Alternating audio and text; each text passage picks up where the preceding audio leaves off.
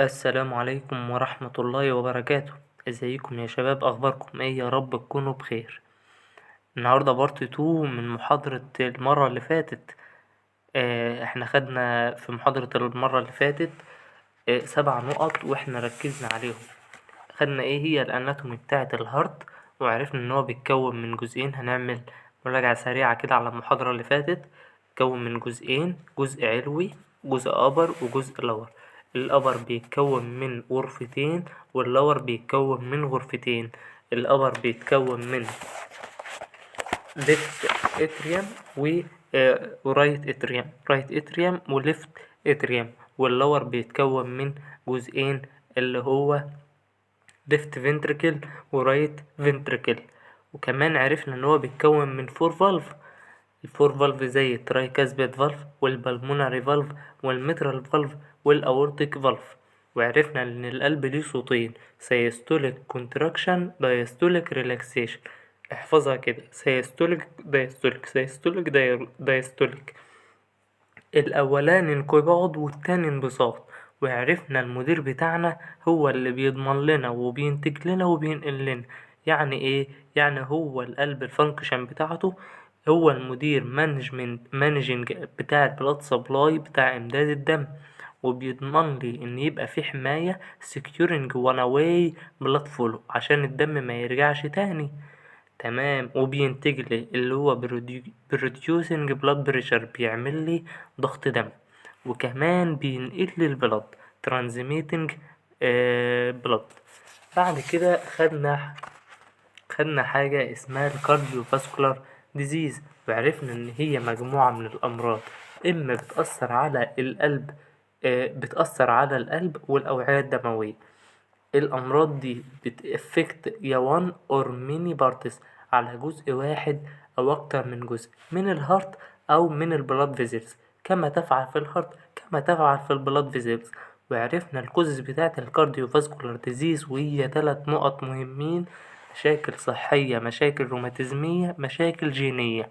مشاكل صحية بتشمل في عدوى انفكشن، او بتشمل في بلاد فيزلز. البلاد فيزلز يا اما كوزنج في الكوروناري ارتري ديزيز، مشكلة او مرض في الكوروناري ارتري، او مشكلة في البريفرال ارتري ديزيز. الكوروناري ارتري ديزيز دي اللي هي القريبة من القلب، والبريفرال البعيد عن القلب شوية. تمام. يا اما قريب يا اما بعيد، يا قلبي يا قلبي لا توجع قلبي. خدنا مشاكل روماتيزمية، وعرفنا الروماتيك ديزيز هي كوزز فالف ديزيز، بتبقى بسبب ان في امراض في الفالف بتاعنا. يبقى احنا قلنا كارديوفاسكولار ديزيز يعني معناها 3 حاجات: يا هارت يا فالف يا بلاد فازلز. واحنا عرفنا الهارت بيجيله ايه؟ يا اما بيجيله انفكشن، وعرفنا ان الفالف بيجيله حاجة اسمها ديزيز في الكوروناري ارتري اللي قريب او البريفرال ارتري اللي بعيد. تمام. دي يعني قصدي اللي هي البلاد فيزلز. بعد كده خدنا المشاكل الروماتيزمية وعرفناها. بعد كده خدنا المشاكل الجينية، وعرفنا ان هي حاجة اتغيرت، او السن يا معلم. السن اجنج، او حاجة اتغيرت. يا اما انا خدت ميديكيشن، يا اما انا تعرضت للاشعاع. في تلك الحالتين هيحصل حاجة اسمها الريزميا. تمام. كده عرفنا ايه هي الكوزنج. بعد كده دخلنا على الريسك فاكتور. ايه هي الريسك فاكتور؟ قلنا يا جماعة هنركز على المعدة اكتر حاجة. بس عرفنا من طريق الاكل ان الراجل ده ابتدى باكل كتير. خد الاكل اللي كان فيه صوديوم زيادة وشوكر زيادة وفات زيادة، فالراجل ده تخن وبقى عنده سمنة اوبيزيتي. الله اكبر الله اكبر. بقى عنده سمنة اوبيزيتي، سمنة مفرطة، فجاله تسمم توكسيميا. ولو ست حامل جالها تسمم برضو توكسيميا. تمام. بعد ما عرفنا ان هو يا راجل يا ست وجاله تسمم من كتر اكل الشارع، قام الراجل ده شارب كحول، يبقى اوفر يوز كحول. وبعد كده شرب سجاير، انكريز يوزنج سموكينج، او توبك يوز، استخدام التبغ. بعد كده حصل تدمر في الكلى، فالمناعة قلت، يبقى كرونيك كدني ديزيز، والاميونيتي حصل لها ديكريز. فجاله المرض السكري النوع التاني، ولو ست جالها دايابيتس. تمام. قلت الأنشطة فحصل ديكريز في الأكتيفيتي، وبسبب التخن الكوليسترول زاد والضغط زاد، ربنا يرحمه. بعد كده يا جماعة خدنا حاجة اسمها الدايجنوز اند تيست، التشخيص والفحوصات، وعرفنا ان احنا عندنا 4 محطات احادية و5 محطات ثنائية ومحطتين في الاخر لزاز. وعرفنا اما نيجي نعمل تحاليل دم البلاد ورك بنقيس فيها ايه، يا اما كوليسترول يا بلاد شوجر يا اما بروتين يا بلاد كلوتنج ايشو، مشاكل تخثر الدم.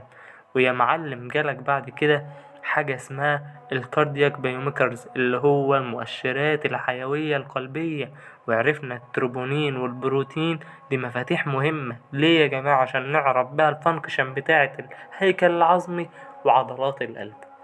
خدنا بعد كده جهاز اسمه انكل براكيال اندكس ال ABI، وده يا جماعة جهاز جبار بنعمل بيه ايه، بنقيس بيه ضغط الدم اللي موجود في الانكل وفي الارمز. بنقيس بيه ضغط الدم اللي موجود فين، في الانكل وفي الارمز. انت بتقيس ضغط الدم في منين اصلا؟ من الجهتين دول. فعرفنا ان في مرض بيعرفنا ان في مرض في الشرايين المحيطة اللي هو البريفرال ارتري ديزيز. قشطة. اوكي، يبقى الانكل بنقيسه من الانكل. يبقى الانكل بنقيسه منين؟ من الانكل. الجهاز اللي بعد كده وعرفنا الالكتروكارديوجرام، اسمه كده لان هو بيقيس النشاط الكهربائي القلبي. بيقيس النشاط الكهربائي للقلب اللي هو الهارت الكتريك كافيتي. تمام. ودي كان من ضمن اسئلة المحطة، وخلصنا اول 4 محطات معانا. دخلنا في ال5 محطات اللي بسؤالين. 5 محطات بسؤالين. اول حاجة معانا الجهاز اللي اسمه امبول. الامبول بيتلبس، او الامبول احنا قلنا ان هو use wearable device to track، اول اللي هو اجهزة قابلة للارتداء. في بنقيس بيه الرزم بتاع القلب والقوة بتاعة القلب. تمام. الريتس قصدي اللي هي المعدل بتاع القلب. خدنا بعد كده الايكو عرفنا ان هو بيقيس ضربات القلب، بيعمل لي صورة للقلب عن طريق ان هو بيعمل لي نبضات للقلب، وبيقيس لي تدفق الدم.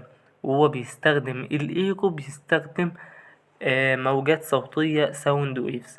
يبقى الايكو بيقيس لي نبضات القلب وتدفق الدم.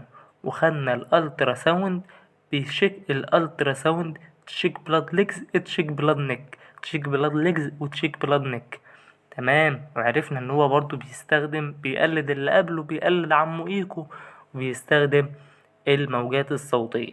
وخدنا بعد كده الكاردياك اللي هو السي تي، بيستخدم الاكس راي والكمبيوتر بروسنج اللي هو معالج الكمبيوتر، يديني صورة 3D للهارت والبلاد فيزلز. بعد كده خدنا الام ار اي، بيستخدم ماجنتيك. الكاردياك ماجنتيك بيستخدم ماجنتيك، سبحان الله. وبيستخدم راديو ويفز، موجات الراديو، عشان يديني صورة عالية من القلب، صورة عالية التفاصيل للقلب. ويديني صورة للبلاد فيزلز اللي موجودة في الليج وفي الهيك وفي الهيد وفي النك.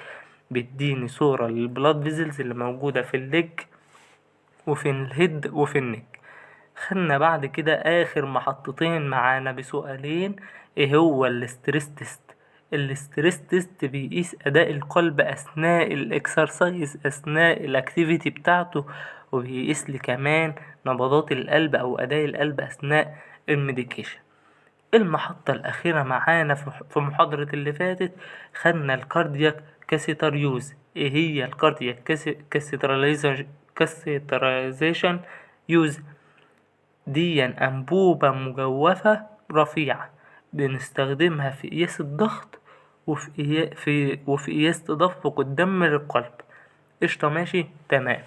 دخلنا في محاضرة النهاردة وبنتكلم عن بارت 2، وهناخد يعني ايه فالفال هارت ديزيز، مشاكل اللي موجودة في الصمامات.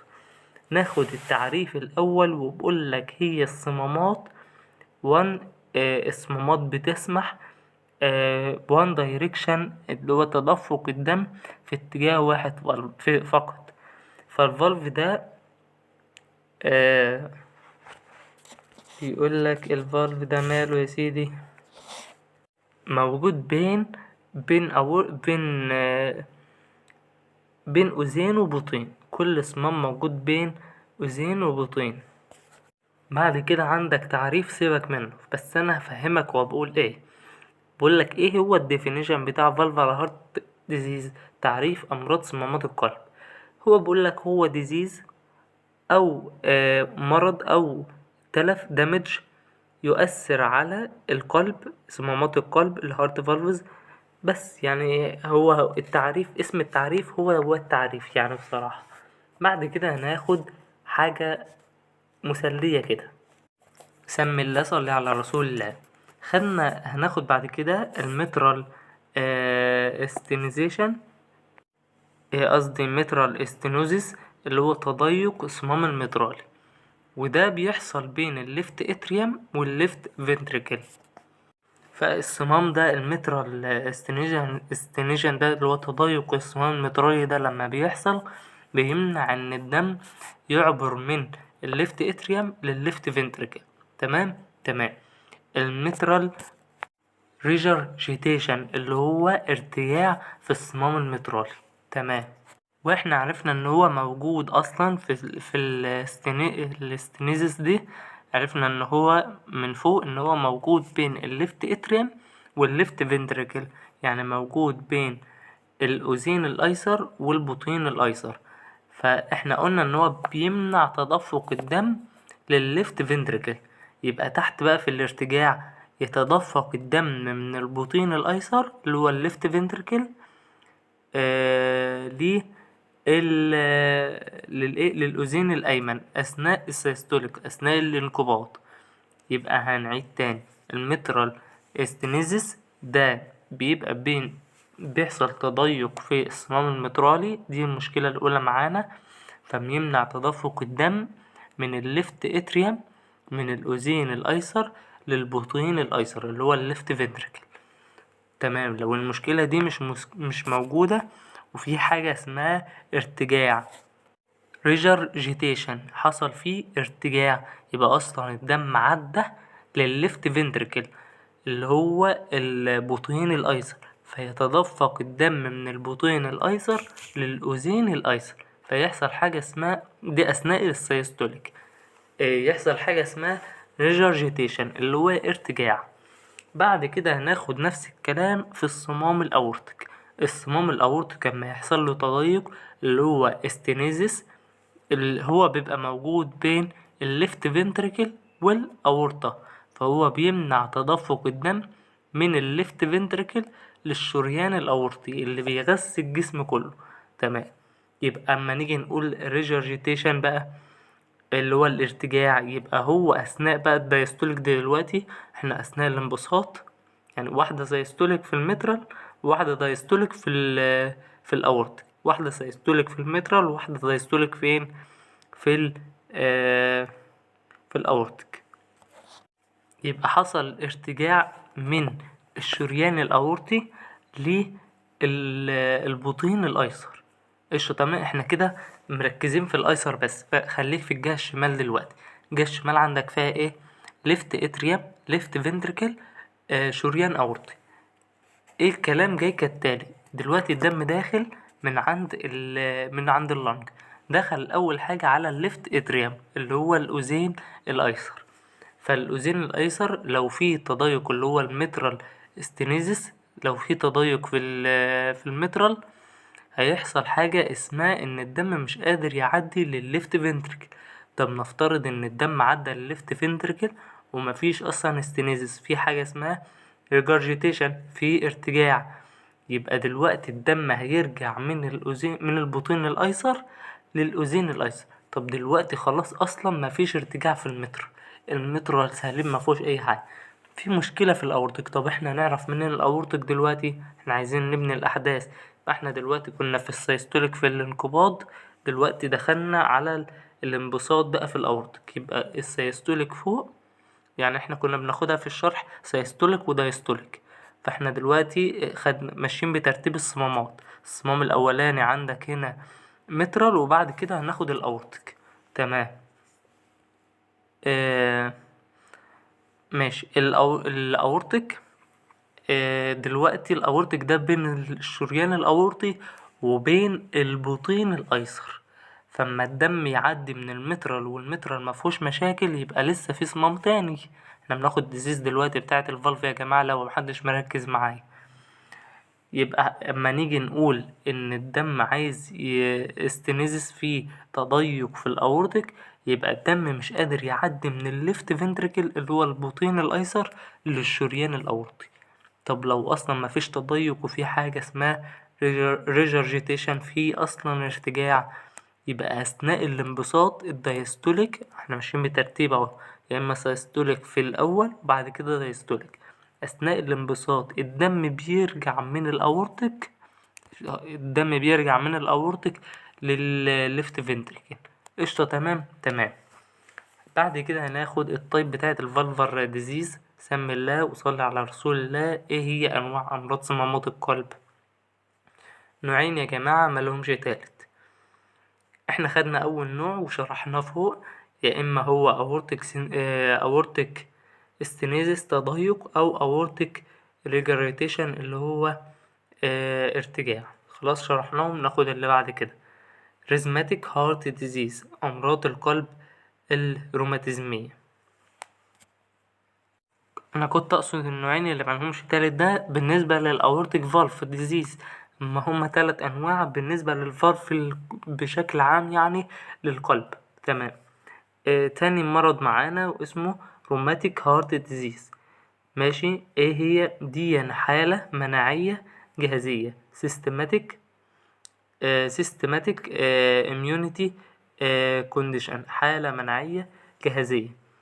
المضاعفات بتاعتها، الكومبليكيشن بتاعتها، بيجي حاجة اسمها ريزماتيك فيفر. ده المطلوب منك تعرفه عنها. يبقى هنعيد تاني، ايه هي الطيب بتاعة الفالف؟ خدنا الاورتيك فالف تو طيب اللي احنا خدناها فوق، يا اما ستينيزيس تضيق، يا اما ريجاريتيشن.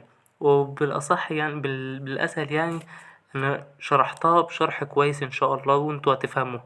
اما يجيلك في سؤال مقالي يقولك ايه هي التايب فالف هارت ديزيز، قوم قايله دي وخلاص، يعني قوله الاورتيك فالف. بعد كده بعد ما تقوله الاورتيك فالف، قوم راح لو انت فاكر الريزماتيك هارت ديزيز، قول ان هو عنده سيستماتيك اميونيتي ايه كونديشن، حالة مناعية جهازية. بعد كده هناخد بايكاسبيد اورتيك فالف. هو ايه ده؟ هو في حاجة اسمها بايكاسبيد اورتيك فالف؟ ما هي دي المشكلة بقى، ان هو في الاصل كان اسمه ترايكاسبيد اورتيك فالف. هو بيبقى بين الرايت اتريوم والرايت فنتريكل، بين الاذين الايمن وبين البطين الايمن. تمام. طب ماله بقى عشان كده سمعناه بايكاسبيد اورتيك فالف؟ في عيب وراثي، في هنا عيب وراثي اللي هي هيري دايريا. دي يا جماعة عيب وراثي في القلب، بيخلي ان في difficult على الهارت ان هو بيعمل بامب للبلد عشان يعدي للأورطي. تمام قشطة، تمام. سمي الله صلى على رسول الله. هناخد بعد كده ايه هي الكوزز اوف فالفر، ايه هي اسباب الامراض بتاعة صمامات القلب.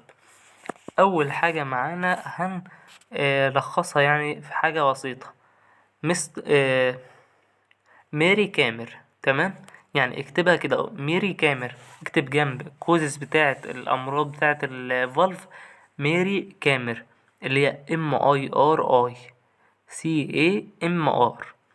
دي معناها كلها. يعني ايه ميري؟ الميري دي ان شاء الله يعني هتلبسوه في الجيش. ميري كامر، واحد اسمه كامر لبس الميري، فعشان نسهلها على بعض ونحفظ السبعة بأريحية وبسهولة خالص، مش هنواجه فيها مشاكل ان شاء الله. اول نقطة معانا الام اللي هي في الميري. الام بتعبر عن مايوكارديال انفراكشر. يعني ايه مايوكارديال انفراكشن؟ احتشاء عضلة القلب. يعني ايه؟ حصل مشكلة في عضلة القلب. احفظها كده وخلاص، مايوكارديال انفكشن. يبقى الاي بتعبر عن ايه؟ الروماتيك فيفر. يعني ايه الروماتيك فيفر؟ مش احنا قلنا فوق ان هو من الانواع ان هو روماتيك هارت ديزيز، والكومبليكيشن بتاعتها روماتيك فيفر اللي هي حمى روماتيزمية، يبقى هو جاله روماتيك فيفر. تمام. دي اللي هي الار على طول، يعني الاي هنقولها دلوقتي. بعد كده الاي، ايه هي الاي؟ انفكتيف اندو، راحت فين؟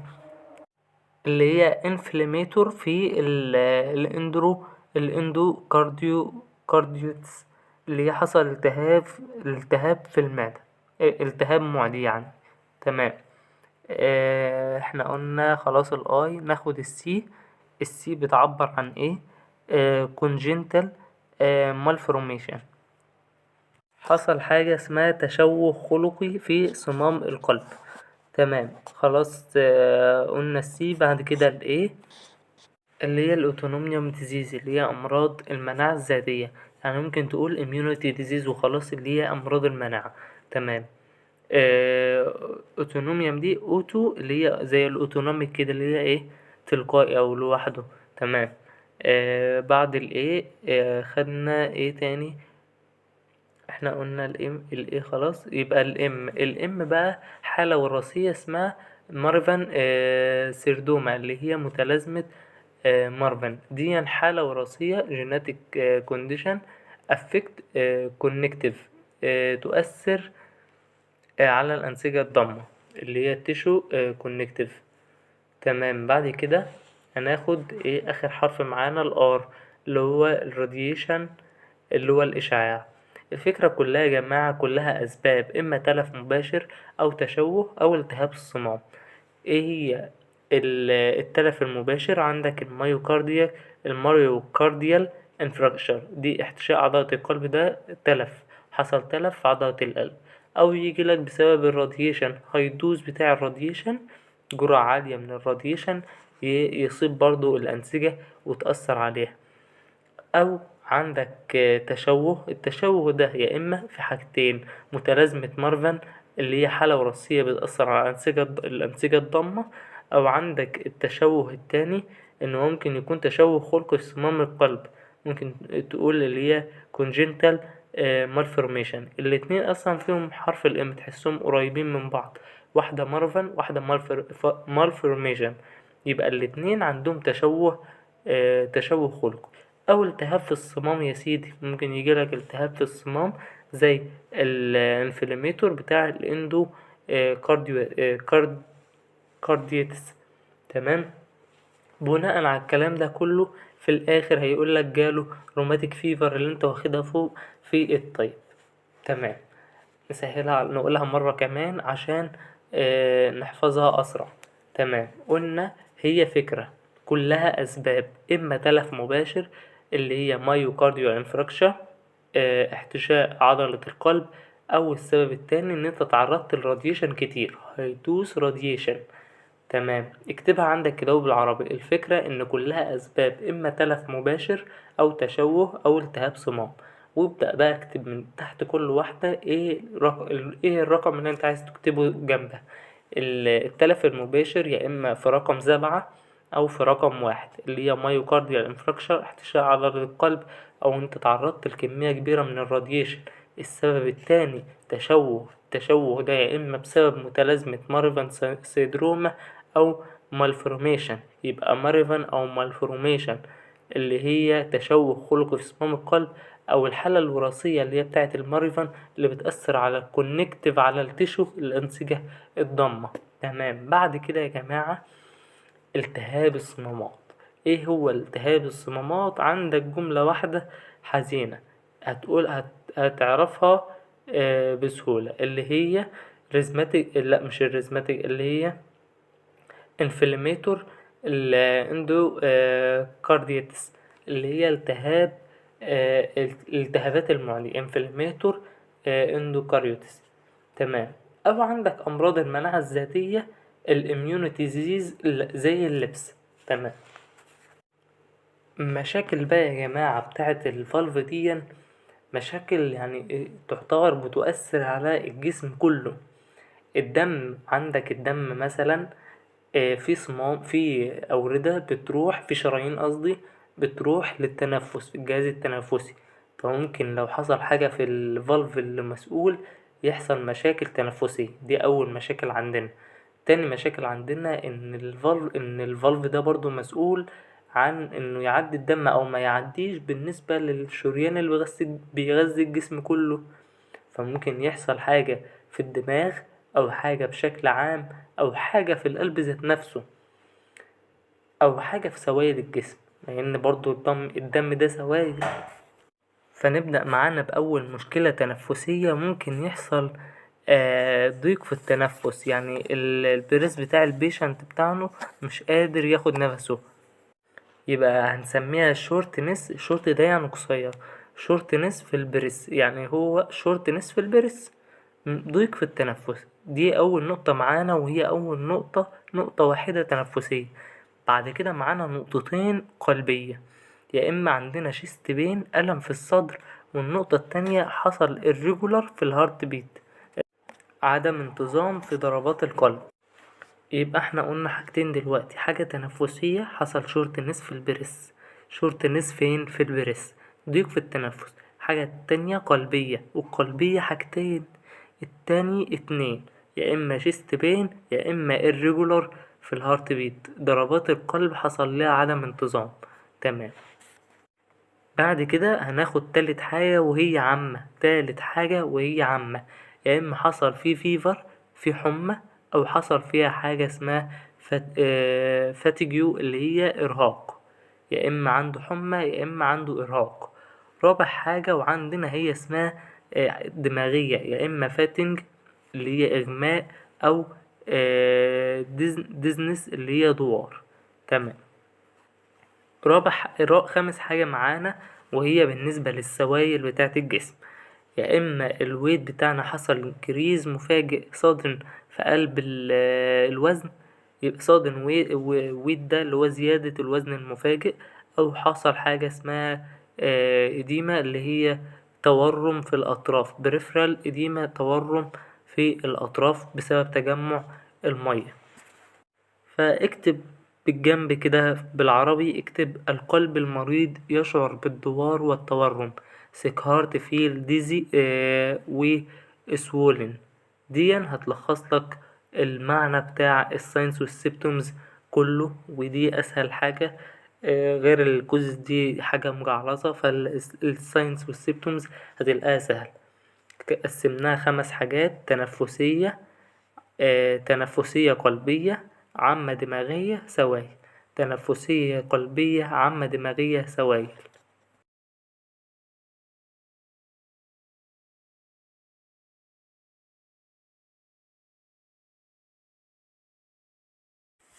ماشي يا شباب، سمي الله صلى على رسول الله. بعد كده هناخد ايه هي الدراسات التشخيصية، الدياجنوستيك ستاديد. ماشي، هما 3 هنفتكر بيهم ونفكرك بيهم. وأول واحدة معانا بنقول الإيكوكارديوجرام. فاكرين الإيكوكارديوجرام في الدياجنوزيس تيست كنا بنسميه ايه؟ الإيكوكارديوجرام ده يا جماعة، الإيكوكارديوجرافي ده كان بتاع ايه؟ بتاع بنعمل بيه صورة لنبضات القلب وتدفق الدم. اسمه أصلا تخطيط صدى القلب، ده أهم واحد فيهم، صورة لنبضات القلب وتدفق الدم. وبعد كده الشيست اكس راي. فاكرين الاكس راي كان مع مين؟ كان مع الست اللي بيعمل 3D، الست 3D، الست ايه 3D اللي كان معاه الكمبيوتر. فاكرينه الكمبيوتر بروجرس اللي هو بتاع معالج الكمبيوتر. ماشي، يبقى الشيست اكس راي مع الست 3D. الشيست اكس راي مع الست 3D. يعني ايه الست 3D؟ الست اللي هي السي تي اللي اسم الجهاز، 3 ده بيعمل صورة 3D للقلب وللأوعية الدموية. اللي كان معايا الكمبيوتر بروس اللي هو بتاع الكمبيوتر اسمه ايه؟ معالج الكمبيوتر. تمام. بعد كده الالكتروكارديوجرام ده من اسمه، فاكرين الالكترو يا جماعة عشان يجي يعرف الهارت الالكتريك اكتيفيتي، النشاط القلبي، النشاط الكهربائي للقلب. انت مش هتعرف تحفظهم كده يعني بالبساطة دي. لا، لازم انا ابسطها لك اكتر من كده. طب ابسطها لك ازاي يا معلم؟ بص يا معلم، شفت كلمة الايكو كارديوجراف؟ ماشي، الايكو كارديوجرافي قصدي. هنطلع منها التلات اسماء. هتقولي ازاي؟ هقولك.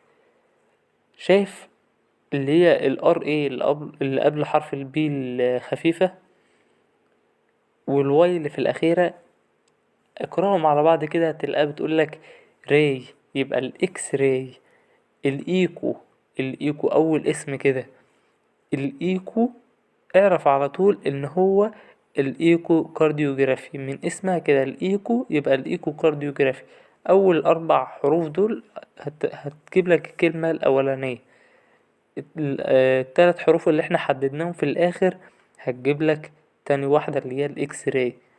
طيب لسه في الالكتروكارديوجرام. الالكتروكارديوجرام التلخيص اللي هي الكلمة المعبرة عنه او الحروف المعبرة عنه اسمها الاي سي جي.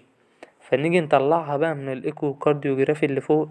اول حرف عندك اهو حرف الاي، والحرف السي اللي بعد الايكو هتلاقي فيه حرف سي كده وحرف جي. يبقى انت كده طلعت يا معلم التلات كلمات. الايكو يبقى ايكو كارديوجرافي، الار اي والواي يبقى الاكس راي.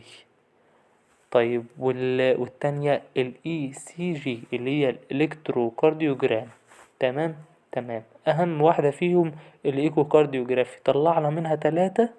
وهي كمان عرفنا عنها، جبنا فلاش باك ليه لحاجات قديمة من التست اللي احنا كنا واخدينه، اللي هي بيعمل صورة لنبضات القلب وتدفق الدم. والشيست اكس راي معاه الست 3D.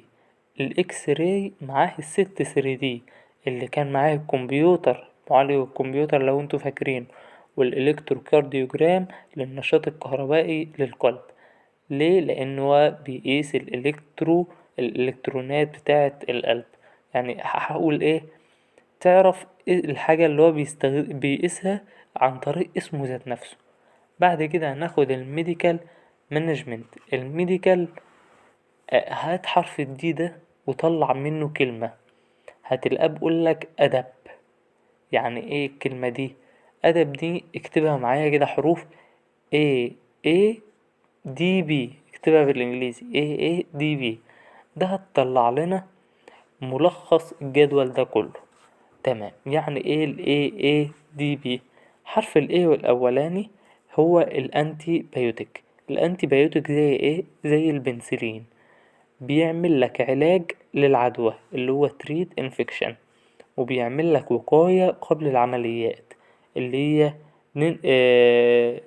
عمليات يا اما فم او عمليات سيرجيكال جراحية، يا اما الدنتال اللي هي بتاعة الفم او السيرجيكال بروسيجر اللي هي عمليات جراحية. تمام. حرف ال A التاني هتطلع منه انتي كو اجوليت. كو اجوليت يعني ايه انتي كو اجوليت؟ ده يا جماعة زي الاسبرين. يبقى الانتي كواجوليت اسبرين، الانتي كواجوليت اسبرين. الاسبرين احنا بناخده ليه؟ عشان يمنع الجلطات، يمنع يفضل عامل سيولة في الدم، ما تخليش ان الدم يتراكم هنا ولا هنا فيعمل جلطة. لا، هو بيعمل سيولة في الدم عشان ما ايه، ما يتجلطش. وبيزود زمن التجلط. يعني ايه؟ يعني لو حصل لك جرح ما يخليش الجرح يلم بسرعة. فده معنى كلمة يزود زمن التجلط اللي هو برولونج جلوت تايم. بيزود زمن التجلط، يعني هو ما بخليش الجرح يلم بسرعة، يعني ما بخليش الجلطة تتعمل بسرعة. فدي حاجة وحشة، يعني دي مش ميزة. الميزة ان هو بيمنع الجلطات، لكن العيب ان هو بيخلي الجرح مفتوح اكتر فترة ممكن، يعني ما بيعملش جلطة على طول. وطول ما الجرح مفتوح اكتر فترة ممكنة، طول ما انت يبقى معلم تبقى عرضة لايه، للانفكشن. تمام. بعد كده الدي، احنا خدنا ادب قلنا الاي والاي، لسه الدي والبي. الدي اللي هو الديجوكسين زي اللانوكسين، ماشي، يبقى الدي ديجوكسين، الدي ديجوكسين. وهي يا جماعة احنا كنا واخدين قبل كده، فاكرين لما انا قلتلكوا لو الكاردياك اوتبوت زاد يبقى قوة القلب اللي هو القوة بتاعة القلب بتزيد، يبقى الهارت ريت بيقل. يبقى في حاجتين طردية وحاجتين عكسية. اهو بيقولك تحت increase في الكاردياك اوتبوت، زيادة في الكاردياك اوتبوت، وانكريز في الفورسد كونتراكشن، قوة الانقباض بتاع القلب، وبيقل الهارت ريت بيقل. تمام. بعد كده هناخد اخر حرف معانا البي. البي اختصار لي البلاتلتس. البلاتلتس دي اللي هي الصفائح الدموية. الصفائح الدموية احنا مش عايزينها، احنا عايزين الانتي بلاتلتس، مضادات الصفائح الدموية. دي بتمنع تجمع الصفائح الدموية. تمام. decrease production، انتاج البلاتلتس، فهو بيقلل انتاجها عشان يمنع تجمعها. تمام. بعد كده سمي الله، صلى على رسول الله.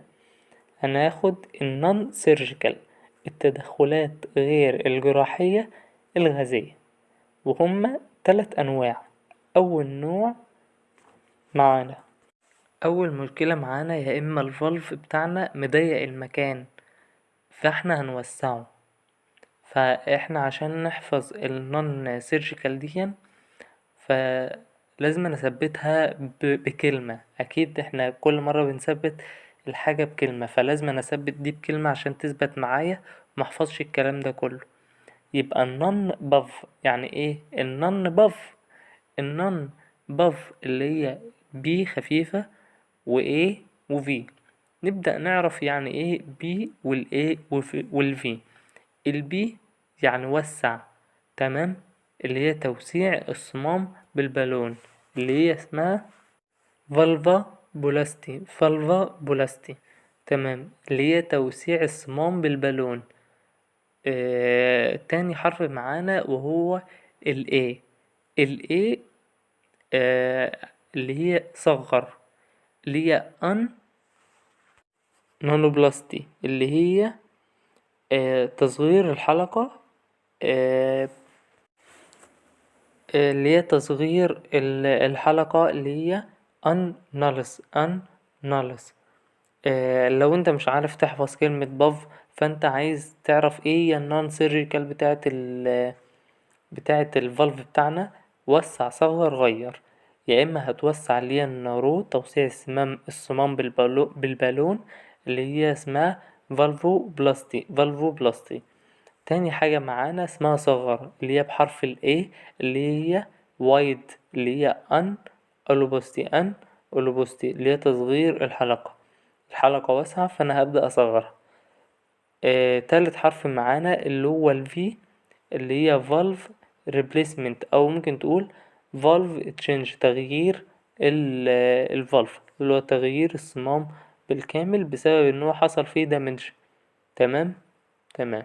بعد كده هناخد الكومبليكيشن بتاعنا وهنلخصها في جملة بتقولك فشل القلب وتوقف الدم والتنفس المفاجئ. يعني falling heart و stop blood and lung suddenly.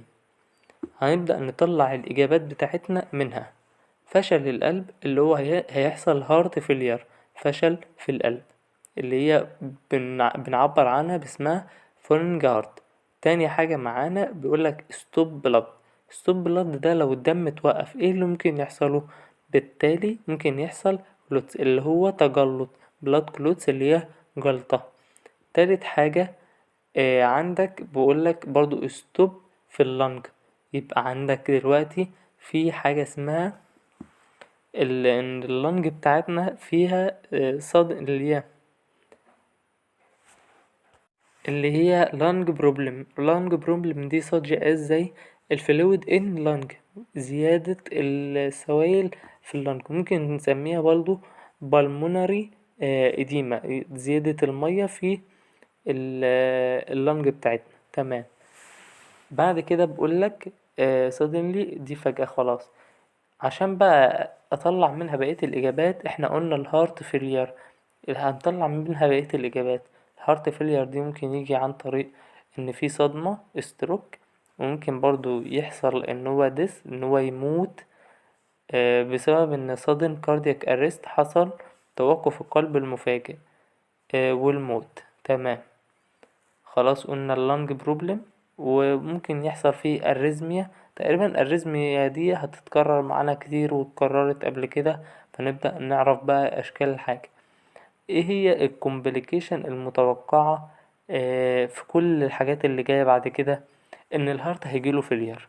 يعني ثبت الجملة دي معاك، الهارت هيجيله فيلير وهيحصل ستروك وهيحصل بلاد كلوتس واللي هو تجلط، وهيبقى فيه اريزميا عدم انتظام ضربات القلب، وممكن في الاخر ديث اللي هو يموت. بعد كده هناخد النيرسينج كير. سرع بقى الفيديو على 2 او على 4 ولا قد ما انت تحب، بس ساعة ما اقولك ان النقطة دي مهمة يبقى بطأ شوية عشان تفهمها. اول حاجة بقولك monitor vital signs، هتراقب الفيتال ساينس، هتفيتال يعني. وبعدين تشوف نسبة تشبع مستويات الأكسجين في الدم اللي هي الأكسجين levels.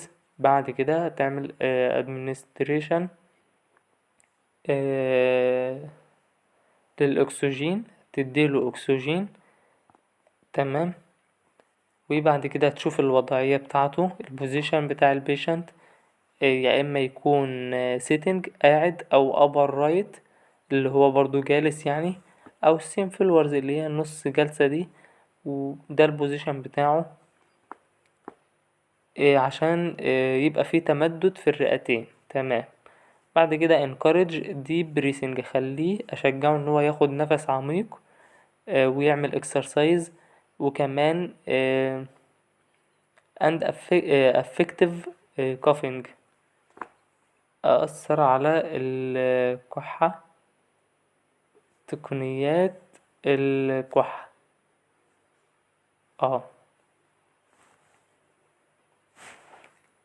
أبدأ إن أنا أتحكم في الكحة أو السعال اللي هو الكافينج. تمام. بعد كده monitor fluid balance، توازن السوائل برضو أراقبه. وادمنستريتن أعطي مدرات البول حسب الطلب اللي هي directives as ordered حسب طلب الدكتور. طيب طبعا. و reduce pulmonary coughing اللي هو احتقان الرئة، أقلل احتقان الرئة. بعد كده هناخد المانج activity اللي هي إدارة عدم تحمل النشاط. assess patient activity، تقييم قدرة المريض على تحمل النشاط. and establish balance في function. سيبك من ده برضو اللي هو تحديد القدرة الوظيفة الأساسية. بعد كده أشجع البيشنت إن هو يعمل نشاطات activity و exercise، تمارين رياضية. هو نفس الكلام اللي احنا قلناه بس معلش بيتكرر تاني مش عارف ليه.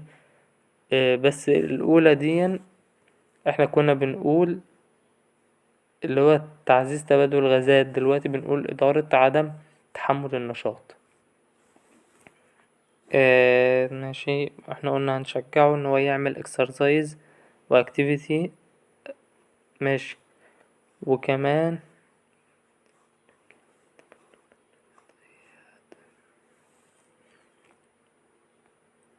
patient. ماشي. تمام. بعد كده أراقب الفيتال ساينز ومستويات الأكسجين before اللي هو بعد وأثناء قبل وبعد وأثناء الأكتيفيتي. يعني هو بيعمل نشاط أخد الفيتال ساينز بتاعته، وقبل ما يعمل النشاط أخد الفيتال ساينز بتاعته، وبعد ما يعمل النشاط أخد الفيتال ساينز بتاعته، عشان أشوف الفرق بينهم والدنيا ماشية معاه ازاي. بعد كده دي بالنسبة للمريض بتاع عنده ديزيز في الفالف يا جماعة، ودي بالنسبة للمانج اكتيفيتي انترولانس. بعد كده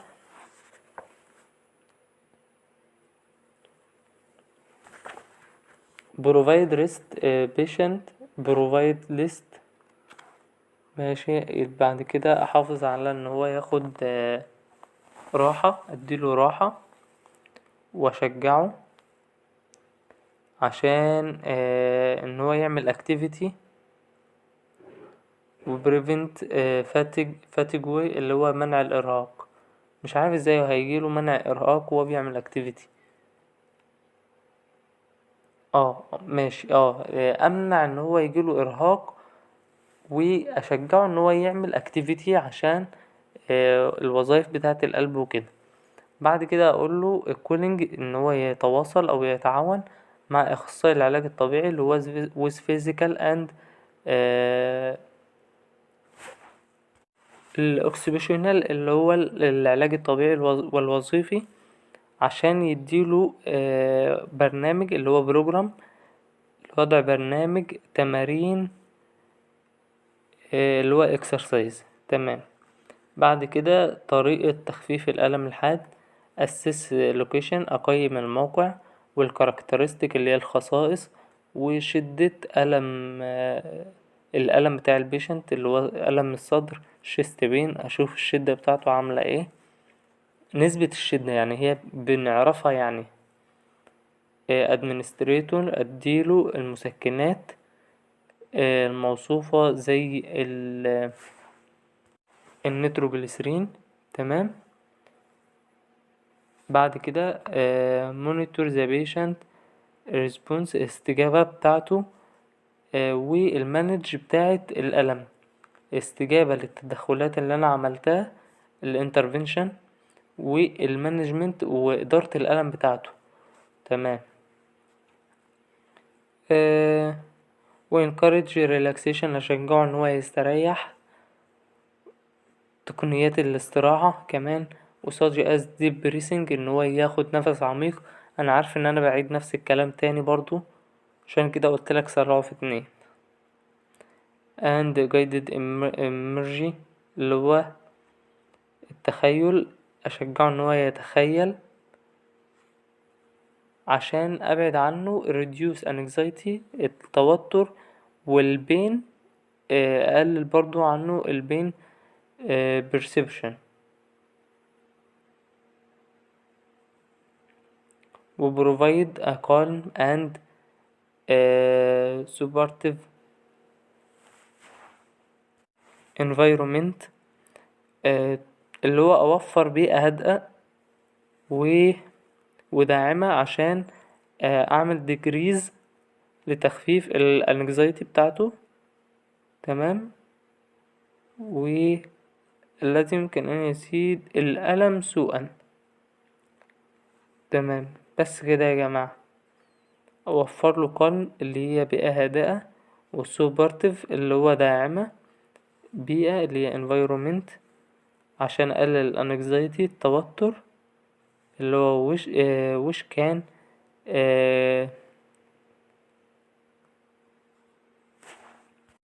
exacerbate pain اللي هو ممكن يزيد الألم سوءا. بعد كده هناخد المايوكارديال انفراكشن اللي هي الأزمة القلبية دي. ايه الديفينيشن بقى بتاع المايوكارديال انفراكشر اللي هو بتاع الأزمة القلبية؟ بقولك هو موت في حاجة يا جماعة كده بتقعد تعمل نغزة في القلب عشان تخليه يعمل كونتراكشن، يقعد ينقبض ينقبض ينقبض. تمام. اسمها اسكيميك نكروسيس، اسمها كده اسكيميك نكروسيس.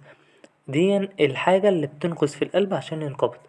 الحاجة دي بقى بقولك في المايوكارديال انفكشن الانفراكشر اللي هو الأزمة القلبية، الحاجة دي ماتت فأنسجة العضلة بتاعة القلب اتوقفت مش شغالة بقى خلاص كده القلب مات كله.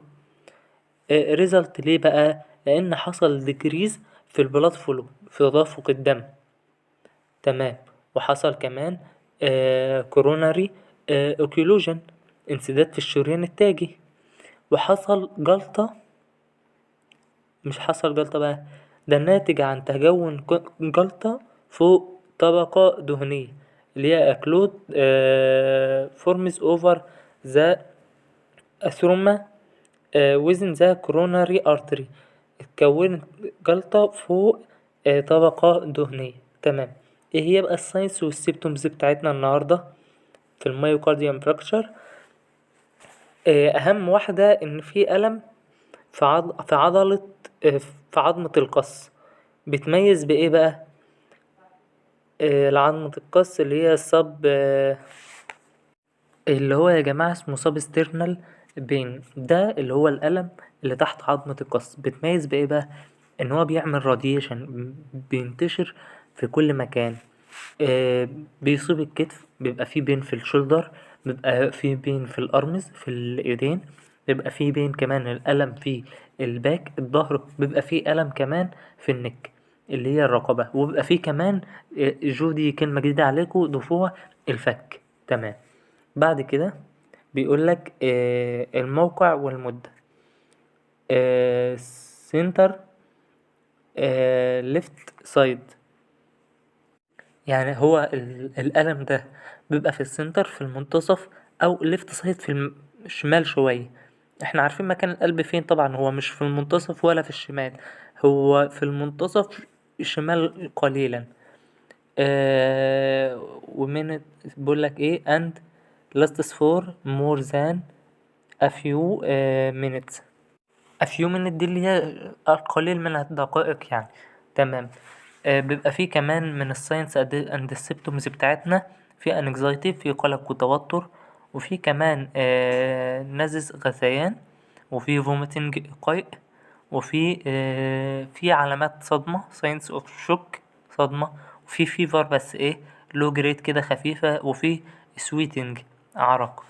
يبقى تاني ايه هي الساينس والسيمبتومز بتاعتنا اللي موجودة في المايوكارديال انفراكتشر؟ بتتميز ببضع حاجات. ان في اول حاجة احنا بنتكلم عن ايه؟ ازمة قلبية. فالطبيعي ان مادام في ازمة قلبية يكون في ألم. اي حاجة في القلب لازم أن يكون في ألم، لازم أن يكون في بين الاول. فالبين عندنا المرة دي سابسترنال بين تحت عظمة القص. تمام. بيتميز بإيه بقى؟ إن هو راديشن بينتشر فيه الشولدر والأرم والباك والنك والجو، يعني يعتبر الجسم كله. شولدر أكتاف، أرمز في الإيدين، والباك الظهر، والنك الرقبة، وكمان في الجو اللي هو الفك. غير كده كمان إن هو البين بتاعنا ده يا إما موجود في السنتر في المركز بتاع الشيست، أو في الليفت سايد في المكان الشمال شوية، وبيبقى المدة بتاعته a few minutes بضع دقائق. برضو البيشنت بتاعي ألاحظ عليه ايه من العلامات من العلامات بتاعتنا؟ ان هو بيبقى anxiety، بيبقى قلقان ومتوتر، وكمان ان هو عنده غثيان وقيء، عنده vomiting قيء، وعنده نزز نيوزيا اللي هي غثيان، نيوزيا غثيان، وفي علامات للشك، وفي كمان فيفر بس قليلة. بعد كده هنخش في الكومبليكيشن، المضاعفات. المضاعفات غالبا بتبقى زي بقية كل المحاضرات اللي احنا خدناها. ممكن تكون هيبوكسيا، نقص أكسجة، الريزميا دي أساسي عندنا، يبقى فيه عدم انتظام في ضربات القلب، والتهاب الغشاء المحيط بالقلب اسمه البداية عندنا اسمها بري، والكارديتس ده اللي هو القلب، فهنسميها الغشاء المحيط بالقلب اللي هي بري كارديتس. وبيبقى فيه صدمة. خلاص قلنا هو كده كده بقولك في علامات صدمة في الساينس بتاعتنا، في علامات. يبقى كده كده في الكومبليكيشن بتاعنا ان هو ممكن يكون فيه تشوك، فبالتالي مادام في صدمة نتيجة فشل المخ، يبقى لازم أن يكون هارت فيلير، فيه فشل في القلب. يبقى هيترتب على كده ايه؟ الرست، توقف في عضلة القلب. ماشي. ناخد العلاج بتاع الميوكارديال انفراكتشر. علاج الميوكارديال انفراكتشر هتبقى عبارة عن جملة انت احفظها بالنسبة لك، فانا هديها لك هي الاول، وبعدين اقول لك اللي عندنا. علاج الميوكارديال انفراكتشر منى. علاج الام منى. يعني ايه كلمة منى؟ هناخد من حرف الام المورفين، ده علاج، ده أول تريتمنت في المايوكارديال انفاركشن عشان نوسع الأوعية ونسكن الألم الشديد ونقلل الأكسجين.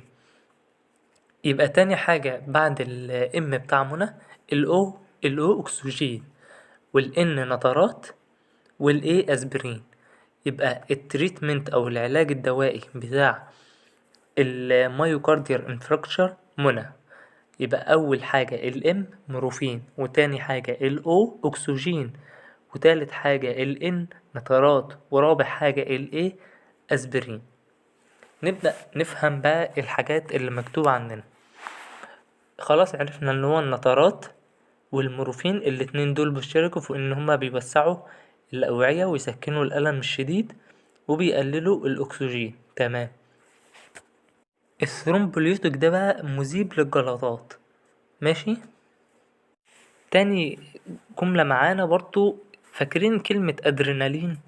هناخد حاجة بقى يعني هي شبهها شوية اسمها اندرال.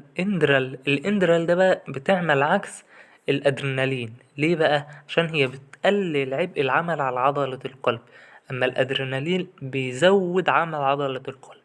يبقى احنا هناخد البيتا بلوكرز اللي هي بتاعت الاندرال، دي بتقلل عبء العمل على عضلة القلب، هي و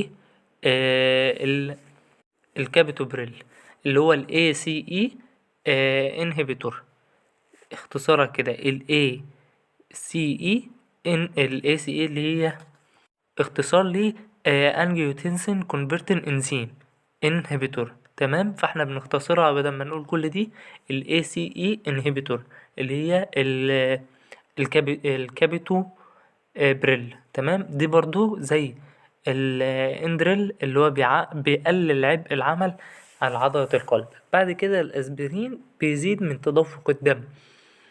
طيب بيزيد من تدفق الدم ليه؟ احنا عارفين طبعا الاسبرين بيمنع الجلطات او بيفتت الجلطات بمعنى اصح. بعد كده الستول. طيب هنا بقى ده سؤال ذكي أوي، واحد هيجي يقولهولي يقول لي ايه اللي جابنا بقى احنا دلوقتي بنتكلم عن القلب، ايه اللي جابنا دلوقتي عند البراز وعند الستول؟ هقوله ده النقطة دي غالبا بتصير تساؤل بعض من الطلاب عشان هي ايه؟ بعيد عن القلب. مريض القلب بياخد ملينات يا جماعة عشان حاجة اسمها الحزقة، وهو بيعمل حمام كده بيحزق. ليه بقى؟ فاحنا بنديله ملينات عشان الحزقة دي عشان البيشنت بتاعك ما يحزقش.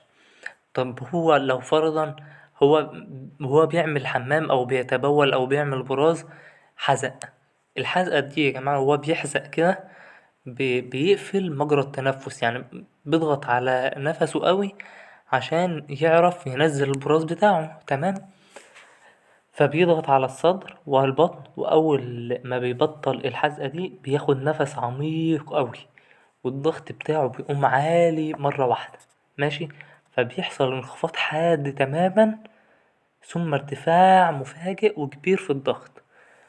آه وكبير في الضغط، في ضغط الدم وكميته العايدة للقلب.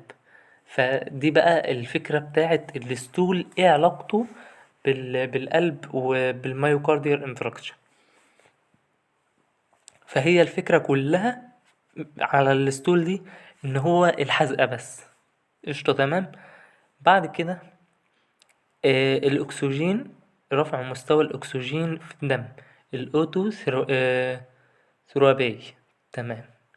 يبقى الملخص بتاعنا احنا لخصنا التريتمنت بتاع المايوكارديال انفراكشر في منى مالها يا جماعة وايه علاقتها بالمادة دي؟ ان حرف الام بتاعها مادة المورفين المسؤول عن توسيع الأوعية وتسكين الألم الشديد. طبعا احنا عارفين المورفين لأنه هو في أغلب بعض الأدوية كتيرة يعني. وعارفين طبعا الأكسجين بتاع الأو بتاعت منى لازم نرفع مستوى الأكسجين، يبقى ممكن تقول increase oxygen أو O2. تمام.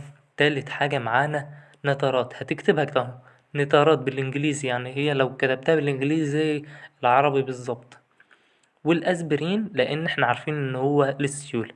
واحنا طبعا عارفين من الترم الأول المقالة بتيجي ازاي، فهيقولك مثلا ايه التريتمنت بتاع المايوكارديال انفكشر، فانت اعرف ان المايوكارديال انفكشر منى، واكتب له الأربعة دول كفاية عليه. هو أكيد مش هيطلب لك منه السبعة تمانية اللي موجودين دول.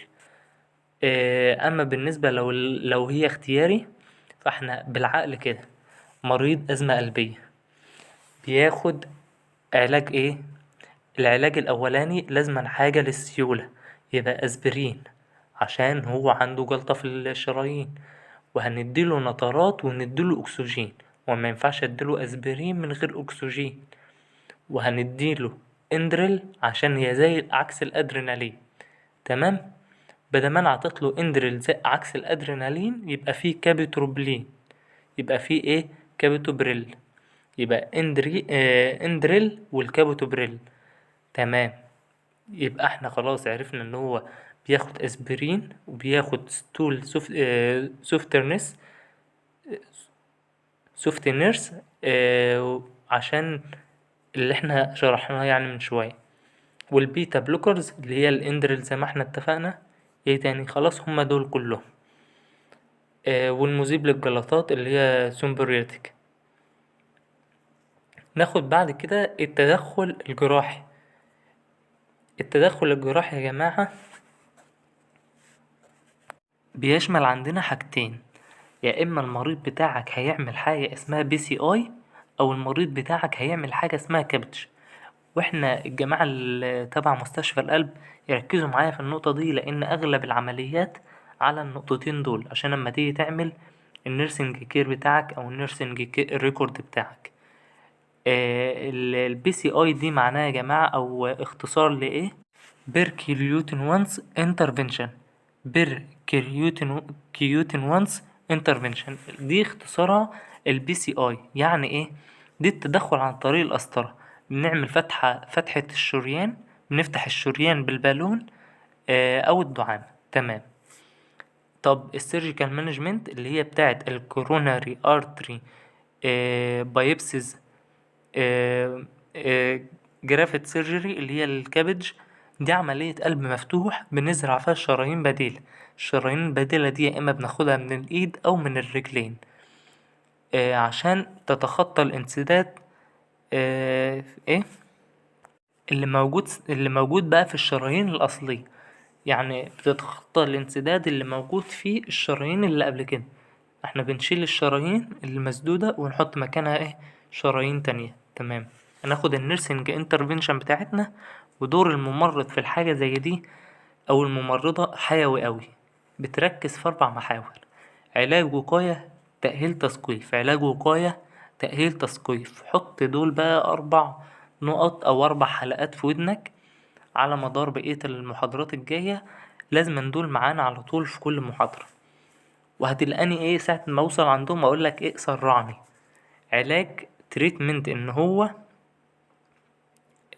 بيبدأ يشوف العلاج بتاع البيشنت عشان ما يحس ما يرجعش تاني. مثلا لو في مضادات حيوية بياخدها حاجات من دي. يعني وقاية اللي هي prevention عشان نتوقع من الكومبليكيشن اللي هي المضاعفات عشان ما يجيلوش هارت فيلير. وتأهيل اللي هي rehabilitation of the patient، بنبدأ نأهل البيشنت. والتاشنج of the patient and family اللي هو تثقيف البيشنت وعائلته. تمام. يبقى احنا عرفنا دور الممرض او الممرضة حيوي وبيتركز في 4 محاور عبارة عن treatment، prevention، rehabilitation وتاشنج. علاج، وقاية، تأهيل، تثقيف. تاني حاجة الفيزيكال كير اللي هي الحاجات الجسدية. أول حاجة بنبدأ نديله administrate medication as doctor order. تاني حاجة يعني لو عايز تسرعني بقى سرعني.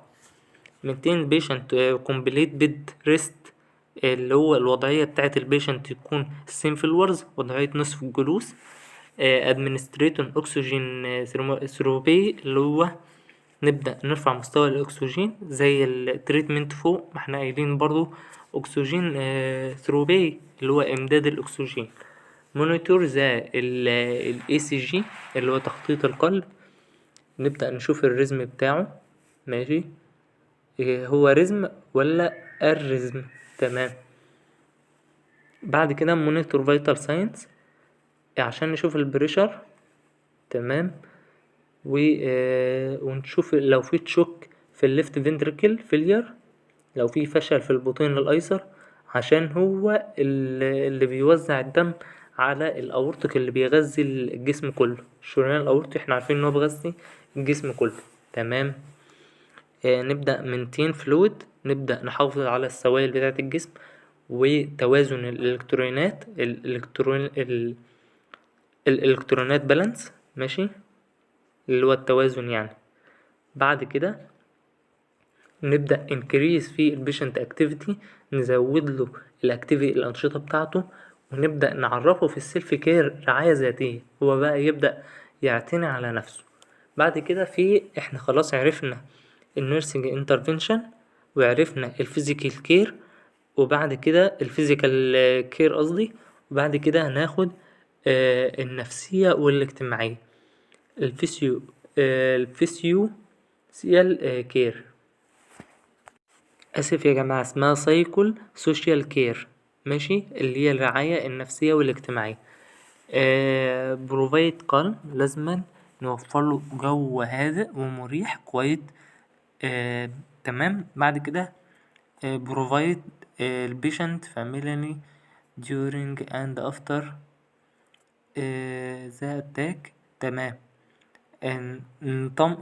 نوفر ان هو نخليه بروفايد مطمن البيشنت، ونطمن البيشنت والعائلة اثناء وبعد النوبة، يعني ما يتخضش يعني من النوبة اثناءها او بعدها. تمام.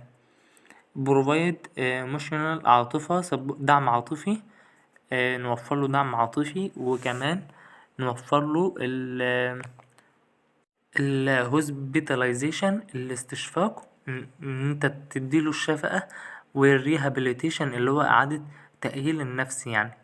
بعدين هيلب ريسك فاكتور، نساعد البيشنت ان هو يتعرف على identify الريسك فاكتور، عوامل الخطر. وكمان support the patient، ادعم البيشنت والفاميلي بتاعته. necessary life ستايل change، نغير الإجراءات اللازمة في نمط الحياة. لو انت شايف ان هو في الحياة بتاعته بيعملوا الإجراءات الفلانية عشان كذا أو هما متربين عليها، لأ، لو هي مضرة بالصحة ابدأ بقى غير الستايل ده. تمام. educational care، الرعاية اللي هي بتفهمه يعني. teach patient about disease process and rationale for treatment، بتعرف البيشنت مسار المرض والأسباب، أسباب العلاج. تمام. teach the patient about disease، مسار البروسيس disease اللي هو مسار المرض، and rational أسباب for treatment العلاج. وتيش medical ريجيم، تعرفه نظام طبي عشان discharge للخروج من الحالة اللي هو فيها. فانت بتديله medical ريجيم، نظام طبي، عشان اللي هو بتمثل في ايه بقى؟ دايتروبي غذائي، او في الميديكيشن دوائي، او في الاكسرسايز في ان هو بيعمل اكسرسايز يعني تمارين يعني. بعد كده بتبدأ تعرفه الامبورتنت ويت كنترول، التحكم في الوزن عشان ما يزيدش او يقل، لان الزيادان في الوزن ده بيأثر على القلب، وبرضو لو هو سن قوي برضو هيأثر على القلب. والسموكينج لازم ان هو يقلع عن التدخين خالص. والستريس ريديوكيشن، اللي هو الحد من التوتر، ريديوشن. تمام. احد من التوتر بتاعه، وابدا اعرفه نظام الريلاكسيشن بتاعه. تمام. التكنيك بتاع الريلاكسيشن بتاعه لازم يكون مستقر ومسترخي يعني نفسيا وكده. تيش كنترولينج، ابدا اعلمه طرق السيطرة على الامراض المصاحبة. تمام. زي مرض الدايابيتس، مثلا مرض السكر ممكن يكون مصاحب للمايوكارديال انفراكشن. انا شايف ان دي اهم واحدة، ان انا اعلمه يعني طريقة السيطرة على الامراض المصاحبة زي الدايابيتس. كده النهاردة محاضرتنا خلصت، انتظروا بإذن الله بارت 3 من المحاضرة. ويا جماعة يعني شدوا حيلكوا شوية، والحمد لله.